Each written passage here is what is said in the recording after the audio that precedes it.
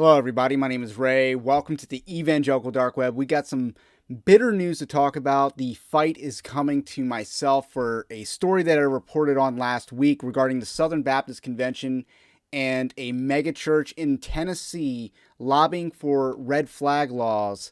And that church is Brentwood Baptist Church. And I talked about them last week. And they're coming after Evangelical Dark Web for reporting on the fact that they had female pastors on staff. They did not like the fact that I reported that they had female pastors on staff and provided evidence that they had female pastors on staff just under a different name.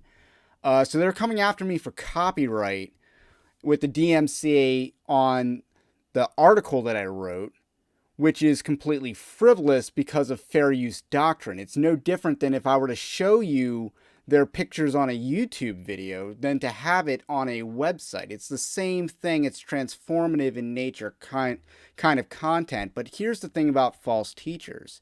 They don't like to be exposed. They don't like to be exposed. There are YouTubers out there much larger than me that have had to deal with battles like this against people like Joel Osteen and others, because they don't like this. They think they can bully people with a DMCA. Woke Preacher Clips is another example of this, and he definitely skirts the line a lot closer than I do as it relates to fair use doctrine and transformative content. Like anyone who does a clip channel or clip videos really runs the line and risk of fair use, or copyright violation. But that's not what an article does. That's not what any of the content on this channel is. It's all original content with commentary, with reporting, with reaction. And same with the website. It's news breaking and news gathering in the evangelical space. So Christian news gathering is what I set out to do. And one of the things about news gathering is, and that we lack this as a movement. We lack news gathering. We have ample supplies of content or commentators. We have so many commentators, so many ministries dedicated to commenting. A lot of them bad. The biggest ones aren't very good. I'm talking about the Gospel Coalition. I don't think Christian Post is all that good either. They can be good, but they are also neocon Zionist, cringe. But news gathering that's not just press releases, reformatted, news gathering with discernment, that's what we do at Evangelical Dark Web, and I'm happy to be along for the journey. So let me just show you, the content that's deemed unacceptable by Brentwood Baptist Church for me to expose. So let me just Streisand effect this entire thing. Turn myself into a blowfish for a moment so I can avoid future issues like this. So this is the post, or these are the images that they don't want you to see, and these are the female pastors, just some of the female pastors that they have on staff at Brentwood Baptist Church. And after I reported on this story last week, this story blew up. It took off. It got in the hands of the right people in the Southern Baptist Convention. I'm talking about SBC Underground, a little bit of maybe William Wolf commented on it, but SBC Underground helped take the story a long way, and I thank them for that. And hopefully they can take the Streisand effect that I'm going for a long way as well. Brentwood Baptist Church is a mega church in Tennessee with 9 locations, and at the various locations they have female pastors.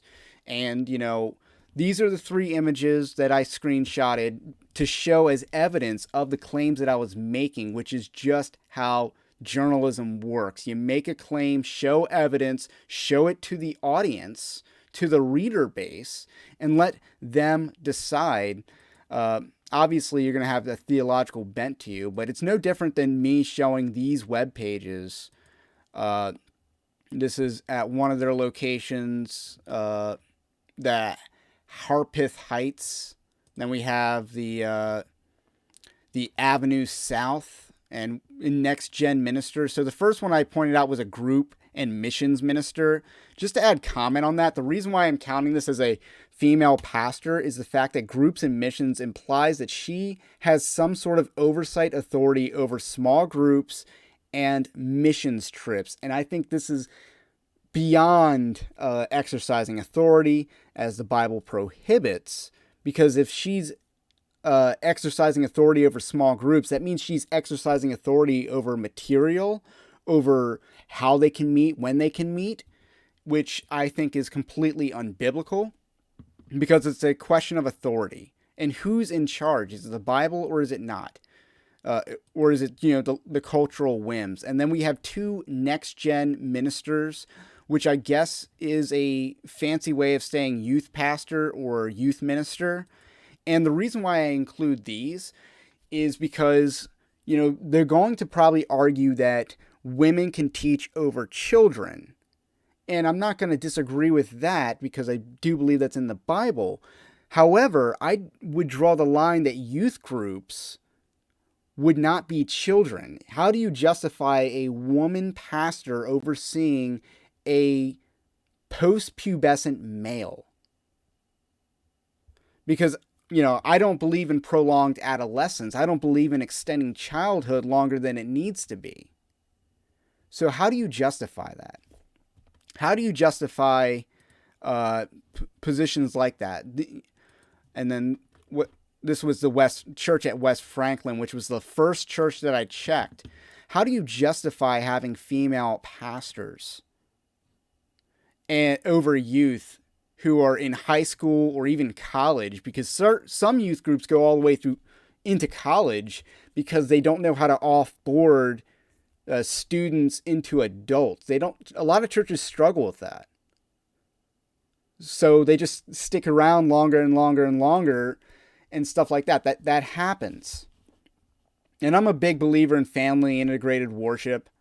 I think, that's kind of my upbringing, even though, there was a youth ministry, youth group, and, youth pastor at the church that I grew up with, and all that stuff was great. But it was auxiliary to my general worship experience at church. And I think that was very good for me, very good for my spiritual formation, to worship with adults and to also worship with people my age or around my age. I think that was very formidable. But in any case, Brentwood Baptist Church sought to do a DMCA takedown on the article that I wrote for the material that I had. Now, what they don't know is my willingness to escalate this situation. And I have submitted a counter notification, and hopefully, this is what I think will happen. They will drop the issue, and then the material will go back up on the site. They're going to drop the issue because they don't want to expense the legal fees to come after a small guy like me. Now, that does mean that I have to give them my personal identifying information. That is what this entails. And it does mean I have to be prepared for a lawyer in the future if they decide to go down this frivolous pathway of violating fair use doctrine. Now, if you're a YouTuber, you probably are familiar with the idea of fraudulent copyright claims. This channel gets those occasionally, not all the time. YouTube's a lot better of a system than my website host was about this whole thing. So I'm definitely considering a new website host as a result of this experience, that they accepted a very frivolous copyright claim.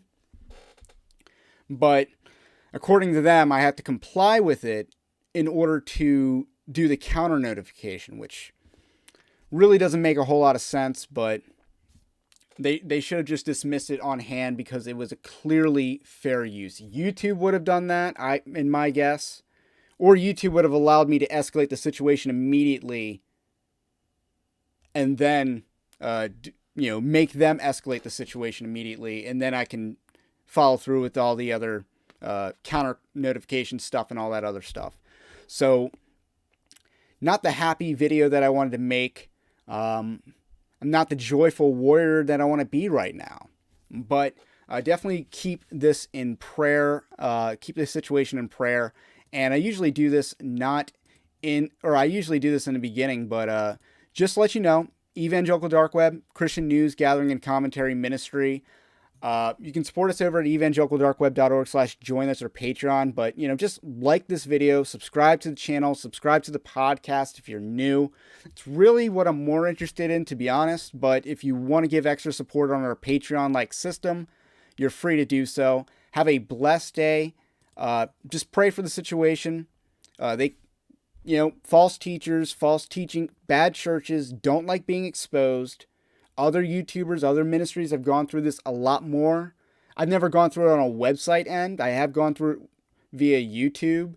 Although I think on YouTube it's more fraudulent claims. These people don't even own the content and they're filing the claims. I think that's more permitted on YouTube in my experience. But in any case, definitely be in prayer for the situation. Have a blessed day, and I'll catch you on the next one.